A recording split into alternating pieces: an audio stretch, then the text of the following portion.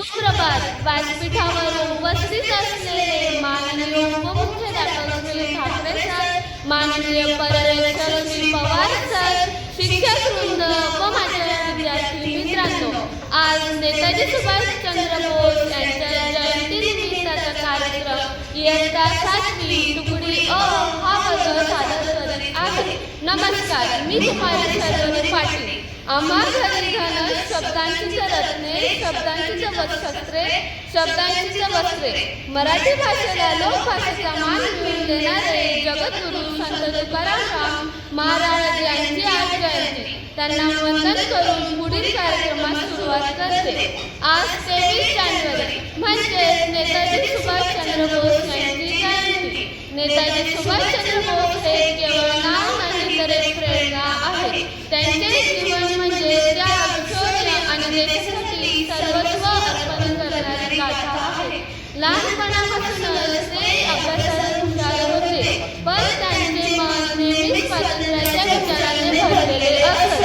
तुम तो अपना खून मुझे आजादी में दिलवाऊंगा, तुम तो अपना खून मुझे आजादी में दिलवाऊंगा, भारत माँ की आन की खातिर मिट्टी में मिल जाऊंगा, मिट्टी में मिल जाऊंगा असे म्हणणारे नेताजी सुभाषचंद्र बोस यांची आज जयंती. तर मी आदरणीय उपमुख्याध्यापक सर श्री ठाकरे सर व पर्यवेक्षक श्री पवार सर यांना विनंती करते की त्यांनी नेताजी सुभाषचंद्र बोस यांच्या प्रतिमेचे पूजन करावे.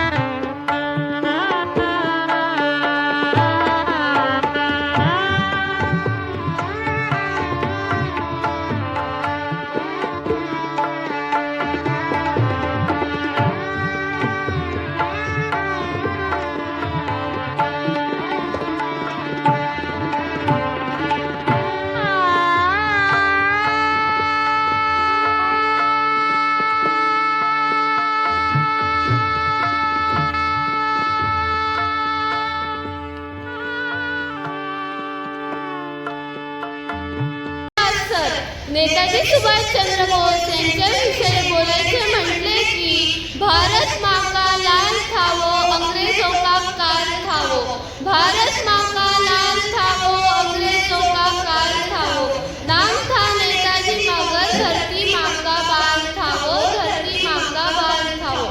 नेताजी सुभाषचंद्र बोस यांच्याविषयी अधिक माहिती सांगण्यासाठी मी आमंत्रित करते माझी वर्गमैत्रीण सई पाखरेला.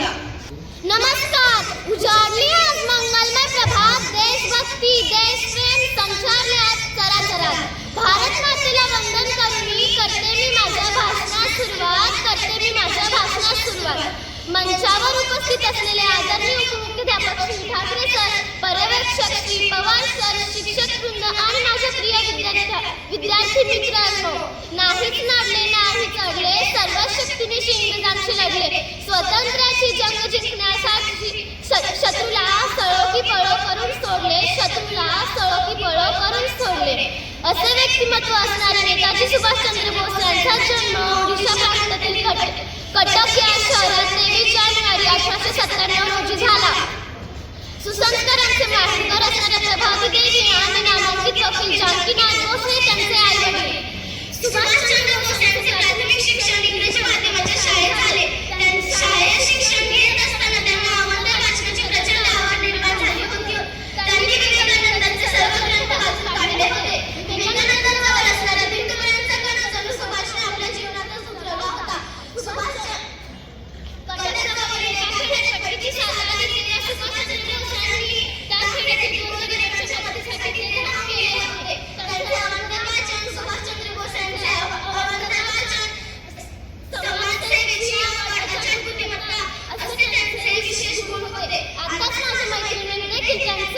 मनपूर्वक असे सुंदर गुणधर्म सांगितले होते.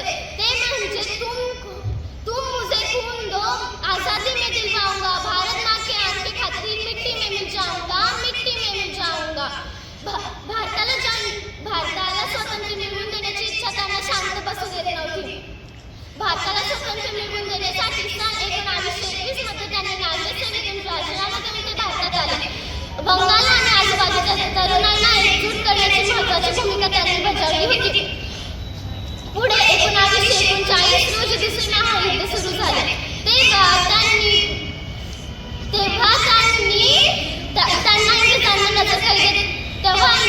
त्यांना नजरबंद केले.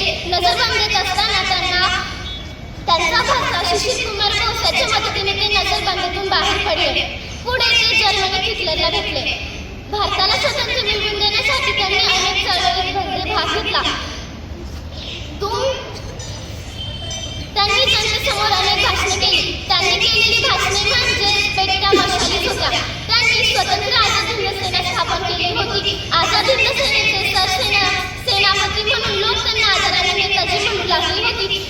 त्यांनी केलेली जयंतीची घोषणा आज सर्वतोमुखी झालेली आहे. झाशीची राणी सैनिकांचे पथक त्यांनी उभारले होते.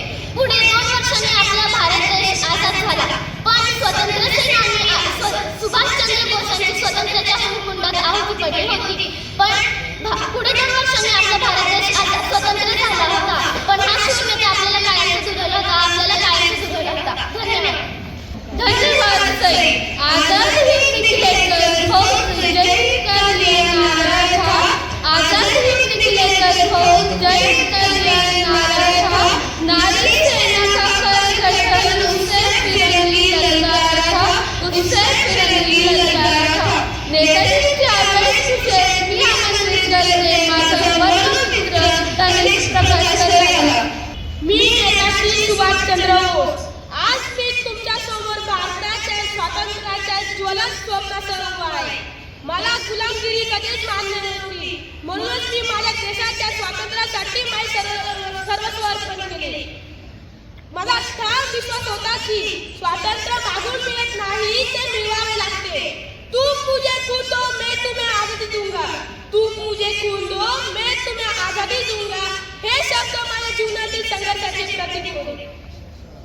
आझाद हिंद सेनेच्या माध्यमातून मी तरुणांमध्ये देशप्रेमाची ज्योत पेटवली. माझ्यासाठी देश सर्वप्रथम होता. धर्म, जात, भाषा या पलीकडे जाऊन भारत एक राहिला पाहिजे ही माझी भूमिका होती. तरुणांनो, तुम्ही या देशाचे भविष्य आहात. शिस्त, धैर्य आणि बलिदान या गुणांना सदैव जपा. आज भारत स्वतंत्र आहे. पण प्रत्येक नागरिक प्रामाणिक झालं पाहिजे, तरच हे स्वातंत्र्य खऱ्या अर्थाने सार्थक ठरेल. देश सेवा हीच खरी ईश्वर सेवा आहे, हे नेहमी लक्षात ठेवा. जय हिंद, जय भारत. धन्यवाद. धन्यवाद ताई.